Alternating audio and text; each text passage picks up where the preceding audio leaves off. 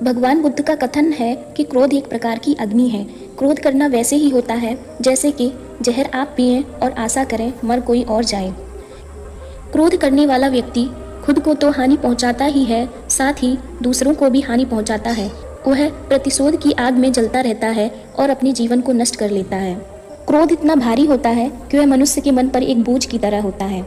प्राचीन समय की बात है, किसी गांव में एक बुद्धिमान बौद्ध भिक्षु रहते थे जो अपने शांत स्वभाव और गहन ज्ञान के लिए जाने जाते थे और दूर दूर से लोग उनकी सलाह लेने के लिए उनके पास आते थे। गांव वालों के मन में उस बौद्ध भिक्षु के प्रति बहुत सम्मान था और वे लोग जब भी अपने जीवन में किसी भी समस्या से घिरे होते तो उस बौद्ध भिक्षु के पास सलाह लेने के लिए अवश्य ही जाते। उसी गांव में सुमेध नाम का एक लड़का रहता था। वह बहुत ही गुस्सैल स्वभाव का था। उसे हर छोटी छोटी बातों पर बहुत ही तेज गुस्सा आ जाता और उसका अपने स्वभाव के कारण गांव वालों से व अपने आसपास के लोगों से झगड़ा होता ही रहता। सुमेध खुद भी अपने इस गुस्से की आदत से बहुत परेशान था। वह बहुत प्रयास करता खुद को बदलने का, पर वह हर बार असफल ही रहता। एक दिन सुमेध ने अपने क्रोध को काबू में करने के लिए उस बौद्ध भिक्षु के पास जाने का फैसला किया। कुछ देर चलने के बाद सुमेध उस बौद्ध भिक्षु के निवास स्थान पर पहुंच गया। सुमेध का स्वागत वहां चल रही हवा की कोमल सरसराहट तथा खिलते हुए फूलों की खुशबू ने किया। इसके बाद वह उस बौद्ध भिक्षु के पास पहुंचा। सुमेध के चेहरे पर हताशा तथा उत्तेजना थी। बुद्धिमान भिक्षु ने सुमेध का स्वागत एक शांत मुस्कान से किया और उसे बैठने के लिए कहा। सुमेध ने अपने क्रोधी स्वभाव के विषय में उस भिक्षु को बताया। उसने कहा कि वह चाहे जितना भी प्रयास कर ले परंतु वह अपने गुस्से को काबू में नहीं रख पाता और उसे हर छोटी छोटी बातों पर गुस्सा आ जाता है, जिसकी वजह से उसका आए दिन गांव वालों के साथ झगड़ा होता रहता है। सुमेध ने उस बौद्ध भिक्षु को बताया कि उसने अपने गुस्सैल स्वभाव के कारण न जाने कितने लोगों को अपशब्द कहे, जिसका उसे बाद में बहुत पछतावा होता है।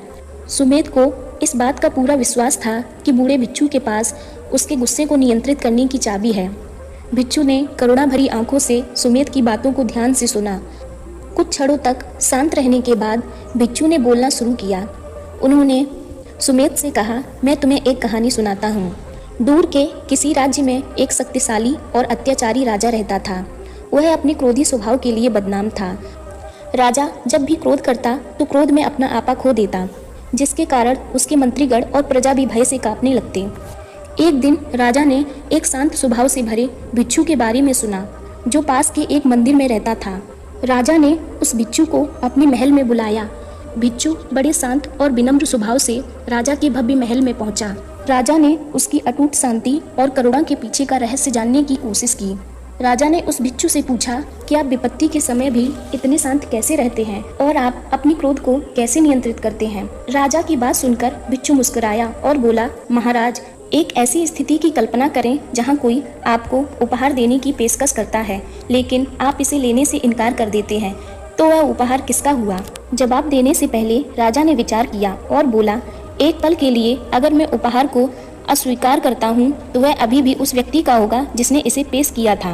राजा का उत्तर सुनकर भिक्षु राजा से बोला, महाराज, आपका क्रोध भी उसी उपहार की तरह है। यदि आप इसे स्वीकार नहीं करते हैं तो यह उसी व्यक्ति के पास ही रहता है जो व्यक्ति इसे लाया था। सुमेध ने इस कहानी को बड़े ध्यान से सुना। सुमेध ने कहानी के भीतर छुपे गहन ज्ञान के पाठ को ध्यान से आत्मसात करते हुए सुना। उसने महसूस किया उसका क्रोध हमेशा एक विकल्प था और उसे स्वीकार करना और स्वीकार न करना दोनों उसके ही नियंत्रण में था। सुमेध ने यह महसूस किया कि अपने मन के विचारों को अपने बस में रखना मनुष्य के स्वयं के हाथों में होता है, न कि किसी दूसरे के।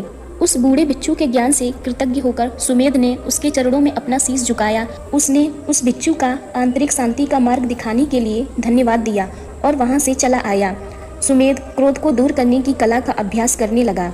दिन हफ्तों में और हफ्ते महीनों में बदलते गए और सुमेध उस भिक्षु की शिक्षा को बड़े लगाव से अपने जीवन में उतारता गया और उसने महसूस किया कि वह अब अपने क्रोधी स्वभाव से बाहर आने लगा था और उसने प्रतिक्रिया करने से पहले अपनी भावनाओं का निरीक्षण और क्रोध पर प्रेम और करुणा को चुनना सीख लिया था। गांव के लोगों ने भी सुमेध के व्यवहार में हो रहे परिवर्तन को देखा। अब उसकी बातचीत अधिक कोमल हो गई थी और उसके शब्द अधिक विनम्र हो गए थे और उसकी उपस्थिति शांतिमय हो गई थी। गांव के सभी लोग सुमेध में आए इस बदलाव से आश्चर्यचकित थे और सुमेध को एक प्रेरणा के रूप में देखने लगे थे। अब गांव के लोग सुमेध के पास आंतरिक शांति और गुस्से को काबू में पाने के लिए मार्गदर्शन के लिए आते थे। उस बिच्छू और सुमेध की कहानी हमें यह सिखाती है कि मनुष्य का क्रोध हमेशा ही उसके लिए एक विकल्प की तरह होता है। वह चाहे तो इसे शांत रहकर करुणा से जीत सकता है।